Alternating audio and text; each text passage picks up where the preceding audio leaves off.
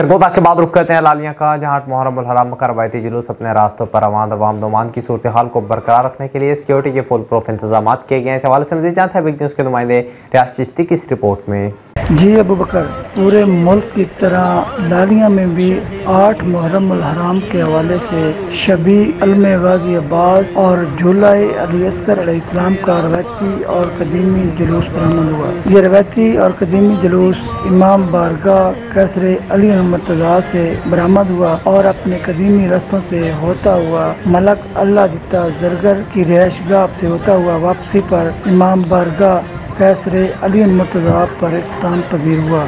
जुलूस के रस्ते में शुरकाए जुलूस के लिए दूध और शरबत की सबीलें लगाई गई थी। जुलूस के मौके पर सिक्योरिटी के सख्त इंतजाम किए गए थे। मुहिब्बान अहले बैत और रोज़ादारान ने शुहदाए करबला को खराज तहसीन पेश करने के लिए सीनाकोबी और नौखानी की। शुहदाए करबला की लाजवाल कुर्बानी को खराज तहसीन पेश किया गया।